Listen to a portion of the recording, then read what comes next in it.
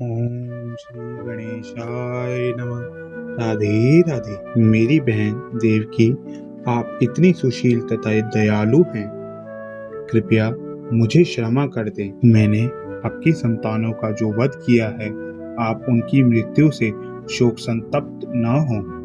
वास्तव में यह सब मैंने नहीं किया, क्योंकि ये सब पूर्व निर्धारित कार्यकलाप है। मनुष्य को पूर्व निर्धारित योजना के अनुसार कर्म करना होता है, भले ही वह अनिच्छा से क्यों न करे। लोगों की भ्रामक धारणा है कि शरीर की मृत्यु के साथ आत्मा भी नष्ट हो जाता है, अथवा वे सोचते हैं कि एक प्राणी दूसरे का वध कर सकता है। इन भ्रांत धारणाओं के कारण मनुष्य को संसार की परिस्थितियों को स्वीकार करना पड़ता है।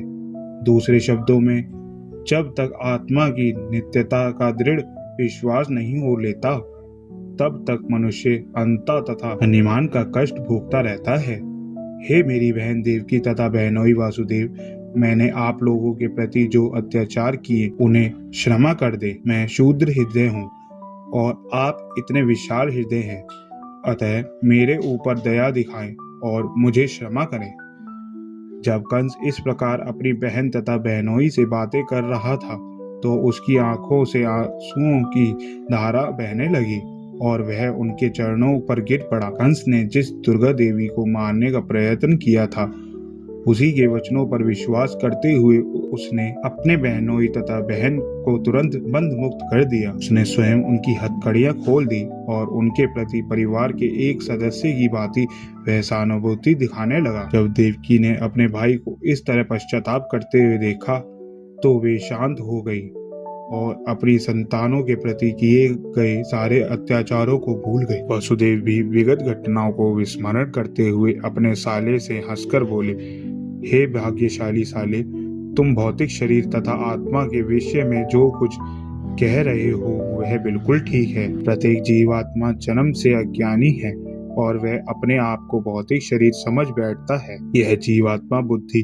अज्ञान जनित है और इसी अज्ञानता के आधार पर हम शत्रुता या मित्रता पैदा करते हैं। शोक, हर्ष, भय, ईर्ष्या, लोभ, मोह तथा उन्माद हमारी देहात्म बुद्धि के विभिन्न पक्ष हैं। इस प्रकार से प्रभावित मनुष्य भौतिक देह के कारण ही शत्रुता में प्रवृत्त होता है। ऐसे कार्यों में लग जाने के कारण हम श्री भगवान से अपना शाश्वत संबंध भूल जाते हैं। वासुदेव ने कंस की उदारता का लाभ उठाकर उसे बताया कि उसके नास्तिक कार्यकलाप भी, जैसा कि भौतिक शरीर को खुद समझ लेना, इसी देहात्म बुद्धि से जन्य है। जब वासुदेव ने कंस से इस प्रकार ज्ञानप्रद बातें की, तो वह अत्यधिक प्रसन्न हुआ और इससे अपने भांजों को मारने की अपराध भावना कुछ कम हुई। अपनी बहन देवकी तथा बहनोई वासुदेव से आज्ञा लेकर वह शांतचित्त अपने घर लौट आया। किंतु दूसरे ही दिन कंस ने सारे मंत्रियों को बुलाकर उनसे विगत रात्रि में जो कुछ घटा था वह कह सुनाया। कंस के सारे मंत्री असुर थे और थे देवताओं के परम शत्रु, अतः वे अपने स्वामी से रात्रि की घटनाओं को सुनकर उदास से हो गए।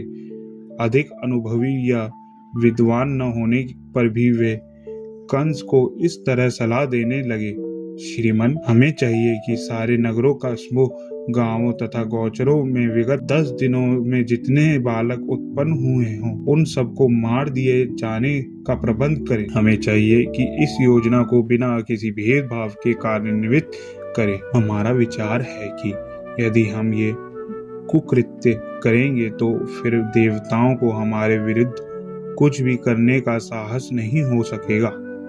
वे हमसे युद्ध करने से सदैव डरते हैं और यदि वे हमारे कार्यों को रोकना भी चाहेंगे तो भी उनमें ऐसा करने का साहस नहीं जुट पाएगा।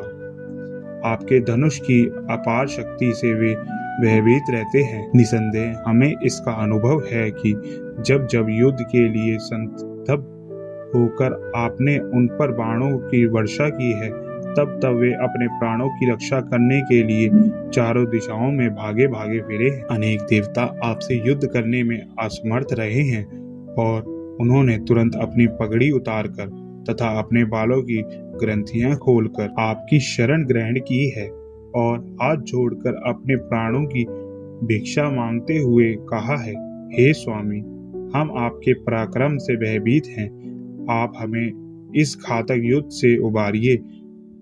हमने कई बार यह भी देखा है कि जब कभी शत्रु अत्यंत भयभीत हो जाता है, उनके धनुष बाण तथा रथ विनिष्ट हो चुके होते हैं और वे अपने सैनिक कौशल को भूलकर लड़ने में असमर्थ हो जाते, तो आप ऐसा शरणागत शत्रुओं का वध नहीं करते थे। अतः वस्तुतः हमें इन देवताओं से भयभीत नहीं होना चाहिए। इन लोगों को शांति काल में युद्ध भूमि से बाहर रहकर महान योद्धा होने का अत्यंत गर्व है, किंतु वास्तव में वे युद्ध भूमि में कोई कौशल या सैन्य शक्ति प्रदर्शित नहीं कर सकते। यद्यपि इंद्र समेत भगवान विष्णु, शिव जी तथा ब्रह्मा जी इनकी सहायता के लिए सदैव उद्युक्त रहते हैं, किंतु हमें उनसे डरने का कोई कारण नहीं है। जहाँ तक भगवान विष्णु का प्रश्न है, वे तो पहले ही जन जन के हृदयों में अनंतरित हो चुके हैं और वे बाहर नहीं आ सकते।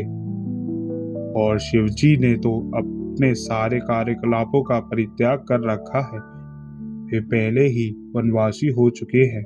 और भगवान ब्रह्मा हमेशा